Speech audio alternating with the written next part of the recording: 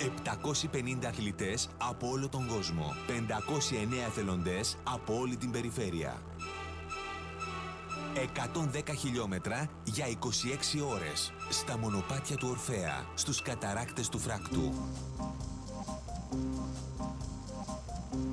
Τρέχουμε για τη γη μας. Τρέχουμε για τη χαρά της ζωής. Ερχόμαστε πιο κοντά.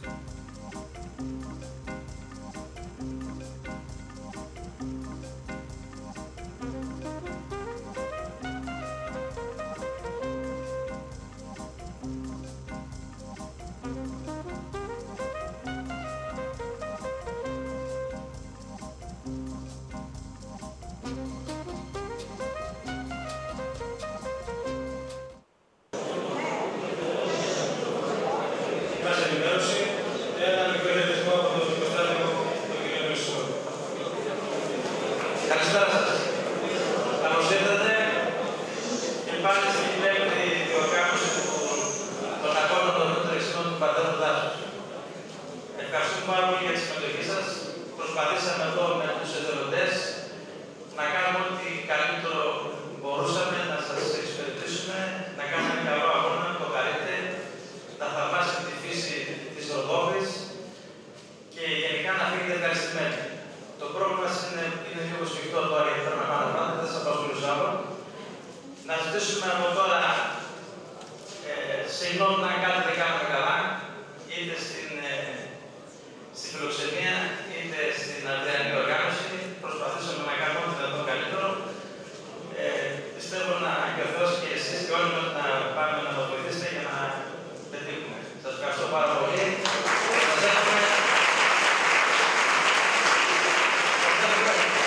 Καλή δύναμη και καλή τύχη. Θα σας περιμένουμε στο τερματισμό. Να είστε καλά. Να σας ευχαριστήσω και εγώ για την φιλοξενία. Είναι χαρά μεγάλη να σας συνοδεύουμε στην πρώτη διοργάνωση. Και επειδή είχαμε προετοιμάσει μια άλλη οργάνωση, δυστυχώς μας τα χάλασε ο καιρός, θα πρέπει να συνοηθούμε για το πώς θα κινηθούμε από εδώ και πέρα για να αποφύγουμε συνοστισμούς και παρεξηγήσεις. Σε ό,τι αφορά το Πάστα Πάρτι, τελειώνοντας την τεχνική ενημέρωση, το λεωφορείο θα είναι στη γραμματεία, θα φάνε πρώτοι αυτοί οι οποίοι μένουν στο στρατόπεδο για να μετακινηθούν προς τα κάτω και να κερδίσουμε χρόνο. Και σε δεύτερο χρόνο θα γεμματίσουν αυτοί οι οποίοι μένουν στον οικισμό. Το πρωί θα γίνει το αντίθετο ακριβώς. Τα λεωφορεία θα ξεκινήσουν στις 4:30 ώρα από το στρατόπεδο για τον οικισμό. Θα γεμματίσουν πρώτα, θα πάρουν πρωινό δηλαδή αυτοί που μένουν στον οικισμό και σε δεύτερο χρόνο αυτοί οι οποίοι έρχονται από το στρατόπεδο. 5:30 ώρα θα πρέπει να είμαστε έτοιμοι και να αναχωρήσουμε όλοι μαζί για το σημείο κίνησης της Αργαριά.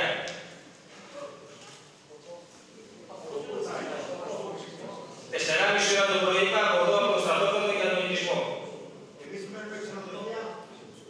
Και εσείς θα κατεβείτε κάτω στην γραμματεία για να πάρετε το λεωφορείο για να φύγετε εδώ.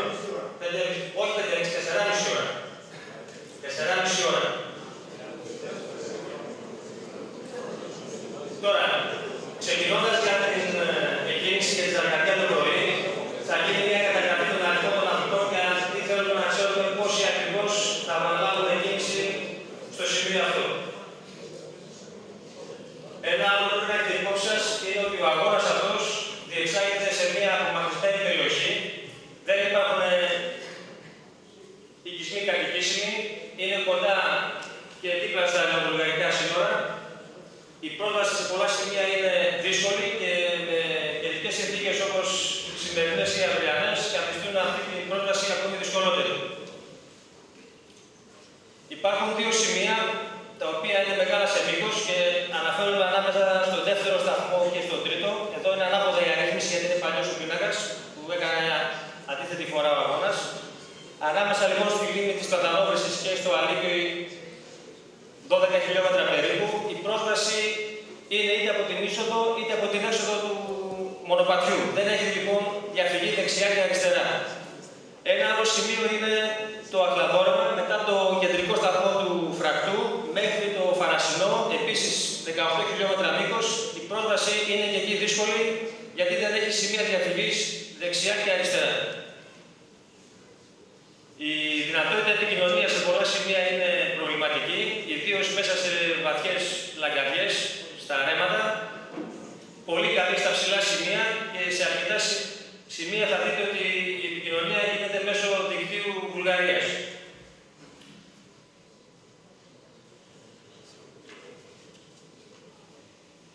Επίσης, στην περιοχή υπάρχει κυνηγητική δραστηριότητα. Η πανίδα και η φλωρίδα της περιοχής τώρα. Μπορεί να συναντήσετε ίχνη, γιατί αυτά δεν είναι δύσκολα να τα δείτε, από ζαρκάρια, τελάπια, αγριογούρουνα, αγριόκουρκους και αρκούδες. Τώρα σας κάνω την καρδιά μαύρη, αλλά αυτά υπάρχουν, δυστυχώς ή ευτυχώς. Παρ' όλα αυτά όμως, η διοργάνωση έχει πάρει όλα τα απαραίτητα μέτρα, ώστε να κάνει έναν εύκολο και καλό αγώνα, χωρίς πολλά προβλήματα. Για τον λόγο αυτό έχουν γίνει διανοίξεις παράπλευρων δρόμων για να είναι ευκολότερη πρόσβαση στα δύσκολα σημεία. Υπάρχουν τηλεφωνικά σήματα όπου εκεί υπάρχει δυνατότητα επικοινωνίας τηλεφωνικής, θα τα δείτε στη διαδρομή αυτά. Υπάρχει απαγόρευση του κυνηγιού σε όλη την περιοχή και μάλιστα οι κυνηγητικοί σύλλογοι είναι αυτή τη στιγμή σε διάφορα σημεία όπου απαγορεύουν την πρόσβαση στα σημεία του αγώνα. Και επίσης υπάρχουν περίπου 550 εθελοντές οι οποίοι είναι πρόθυμοι να σας υπηρετήσουν σε ό,τι χρειαστείτε. Να πούμε λίγα λόγια για τη διαδρομή. Η διαδρομή είναι η ίδια με πέρσι, 110 χιλιόμετρα.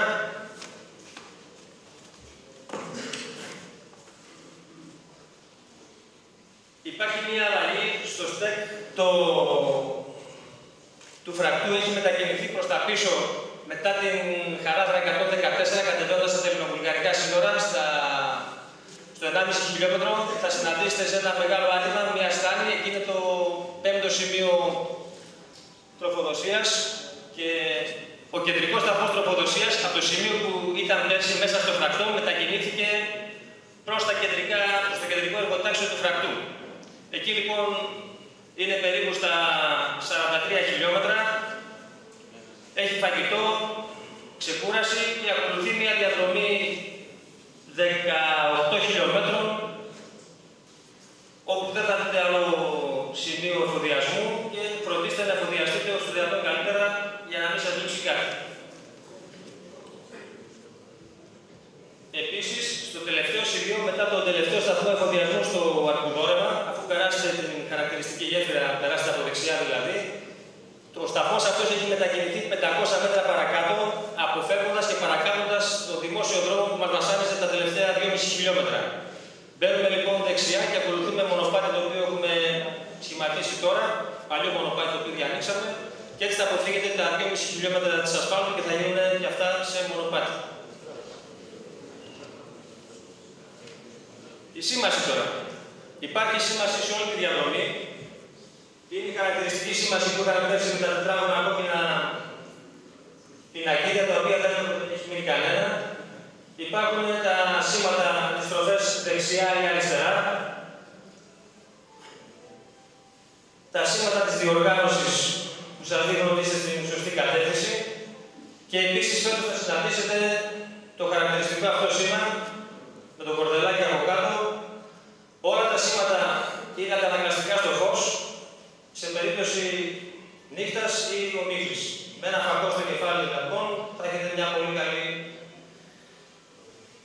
ένα πολύ καλό οδηγό. Επίσης υπάρχουν τα σήματα με θαυμαστικό, που σημαίνει ότι εκεί θα πρέπει να περάσει τα σημεία αυτά με λίγο τεταμένη την προσοχή σας.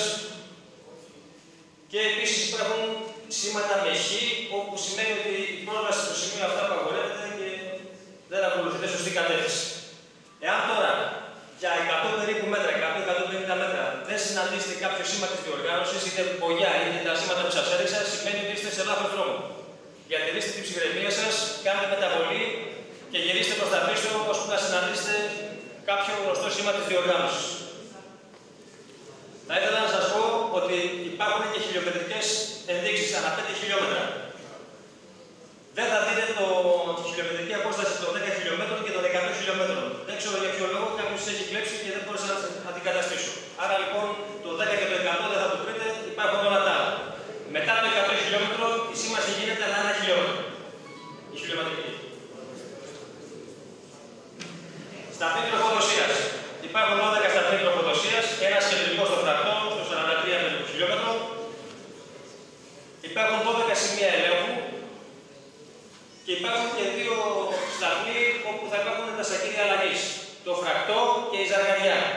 Στο φρακτό τώρα.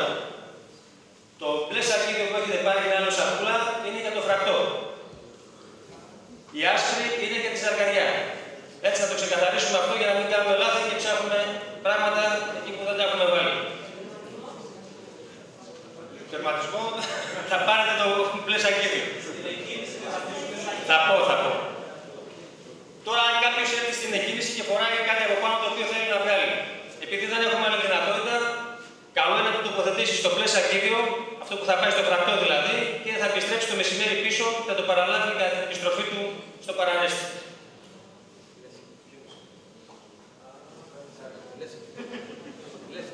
Από τη λέσχη γραμματεία εκεί που κάνετε την εγγραφή.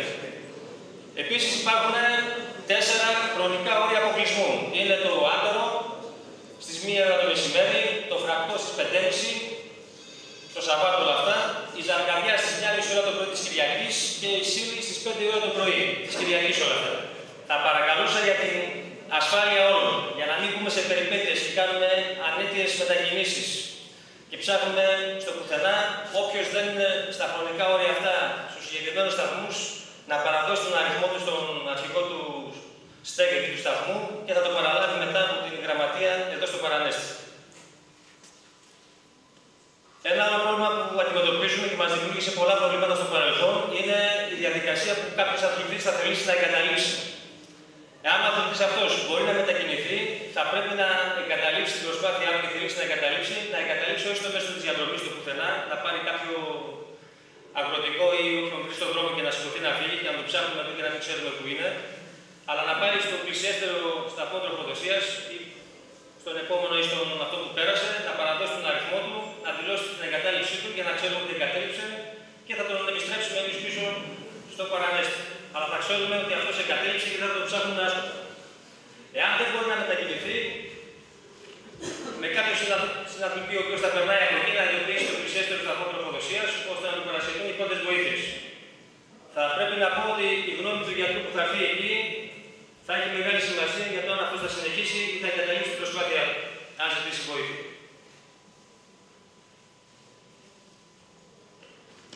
Ένα τελευταίο θέμα και τελειώνω με αυτό, δεν θα σας απασχολήσω άλλο. Είναι ένα θέμα που δημιουργήθηκε πέρσι, συζητήθηκε, βρεθήκαμε και εμείς όντως σε αμηχανία.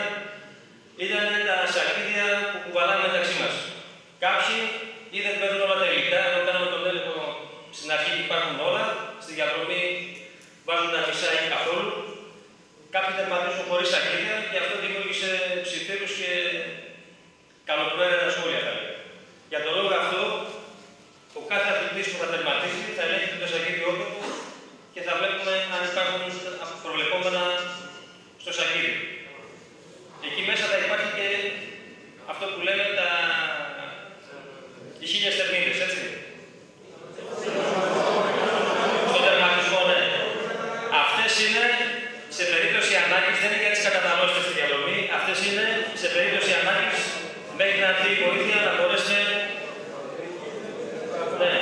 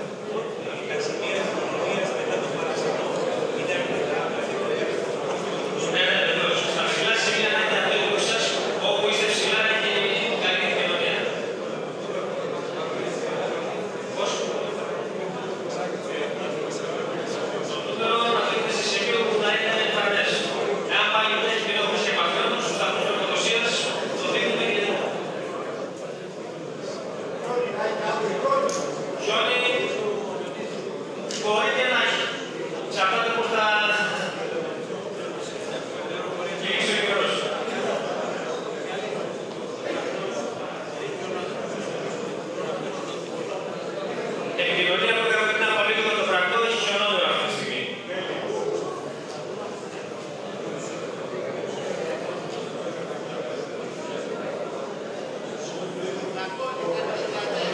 Βεβαίως.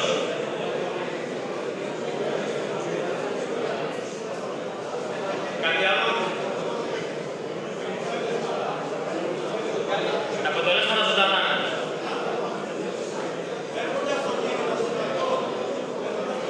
Ναι, μέχρι το φρακτό έχει πολύ καλό δρόμο. Τα μισά χιλιόμετρα είναι άσφαλτος και τα υπόλοιπα είναι δρόμος κομματόδρομος πολύ καλής βαρύτητας. Να σας ευχαριστήσω και πάλι. Επειδή μας μεγάλη που μας προτιμήσατε και μας εμπιστευτήκατε άλλη μια χρονιά, σας εύχομαι ένα καλό αγώνα για να τον ευχαριστήσετε σε όλη την ευκαιρία.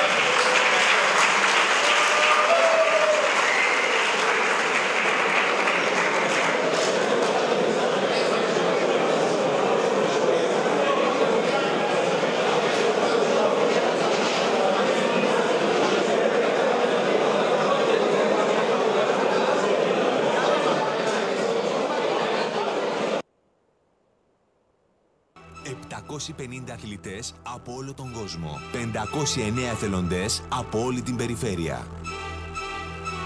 110 χιλιόμετρα για 26 ώρες. Στα μονοπάτια του Ορφέα, στους καταράκτες του Φρακτού.